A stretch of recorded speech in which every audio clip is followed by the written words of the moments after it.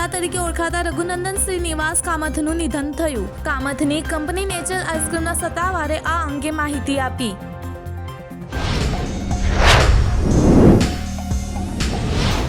ગુજરાતના પાટણ શહેરમાં ચાની લારી ચલાવતા વ્યક્તિને ₹49 કરોડની પેનલ્ટી ભરવા આઈટીની નોટિસ આવી. પાન કાર્ડ માટે બીજાને ડોક્યુમેન્ટ આપવા ભારે પડી ગયા.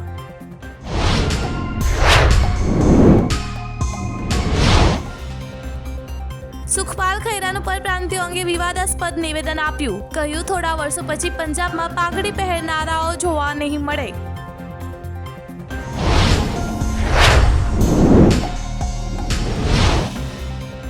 એક અજાણ્યા વ્યક્તિએ મુંબઈ પોલીસને ફોન કરીને કહ્યું, મેકડોનલ્ડ્સમાં બ્લાસ્ટ થશે.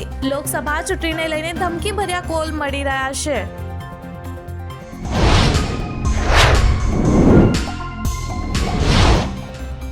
કોવિડના આ વેરિયન્ટને ફ્લડ નામ આપવામાં આવ્યું. અમેરિકા અને સિંગાપોર સહિત ઘણા દેશોમાં આ નવા વેરિયન્ટના કેસ ઝડપથી વધી રહ્યા છે.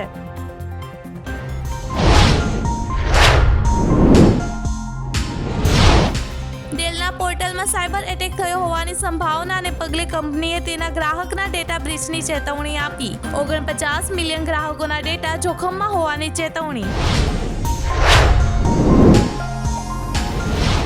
બેંગલુરુથી કોચી જઈ રહેલા એર ઇન્ડિયા એક્સપ્રેસ પ્લેનમાં આગ લાગતા ઇમરજન્સી લેન્ડિંગ કરવામાં આવ્યું. તમામ મુસાફરો અને ક્રૂ સભ્યોને વિમાનમાંથી સુરક્ષિત રીતે બહાર કાઢવામાં આવ્યા.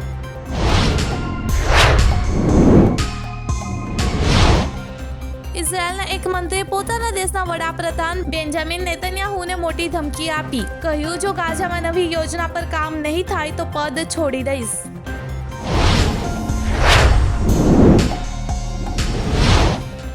ભારતીય મૂળના પાયલોટ ગોપીચંદ ઠોટાગુરા 19મી મેના રોજ ઇતિહાસ રચવા જઈ રહ્યા છે. ગોપીચંદને NS-25 મિશન માટે ક્રૂ તરીકે પસંદ કરવામાં આવ્યા.